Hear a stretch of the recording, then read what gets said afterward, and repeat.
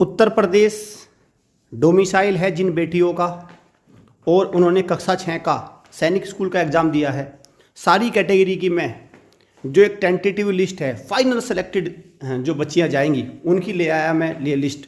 और ये ध्यान रखना भाई, ये मैक्सिमम है, इसमें से भी ऐसा हो सकता है कि बच्चों का सिलेक्शन ना हो, लेकिन इसके बाहर किसी बच्चे का सिलेक्शन नहीं होना, ये बिल्कुल एकदम प्योर लिस्ट है। तो इस लिस्ट को देख लीजिए। तो ये जनरल कैटेगरी में है, फीमेल है, डोमिसाइल यूपी का है। तो जनरल कैटेगरी में देखिए हमारा इन बच्चों का सिलेक्शन होगा भाई, फाइनल है, ठीक है, जनरल हो गया। अब दूसरी ओबीसी कैटेगरी की तरफ चलते हैं।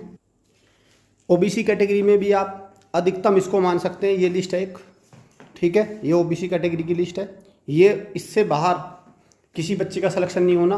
हाँ, इसके अंदर ऐसा जरूर होगा कि 10-15 इसमें से भी बाहर होंगे जरूर, क्योंकि हमने 3 गुना 4 गुना तक लिस्ट निकाल ली है, और वेटिंग भी इसमें आ जाएगी, कई वेटिंग, जितनी भी वेटिंग लगेगी सब कुछ आ जाएगा इसमें। ई काउंसलिंग के जितने फंडे, दूर का स्कूल, नज़दीक का स्कूल, सरकारी सैनिक स्कूल में ये वो नंबर है जिनमें बेटियों का सिलेक्शन होना है। तो ये Uttar Pradesh domicile OBC category girls कक्षा 6 का आ गया। अदर कैटेगरी की बात करते हैं। ये एससी कैटेगरी में है, उत्तर प्रदेश गर्ल्स में एससी कैटेगरी में।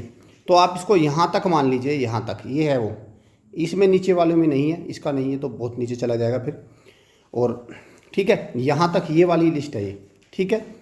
अब ये हो गया, ये कौन सी कैटेगरी हो गई? UP Uttar Pradesh domicile girls SC category, ठीक है। उत्तर प्रदेश में एसटी कैटेगरी से तो मैं कह ही सकता हूँ कि भाई ये सारी संभावनाएं बनती है, क्योंकि एसटी कैटेगरी में कहीं ना कहीं हो जाता है सिलेक्शन, तो ये सारी संभावनाएं बनती है एसटी कैटेगरी में गर्ल्स में। ST category Uttar Pradesh domicile girls.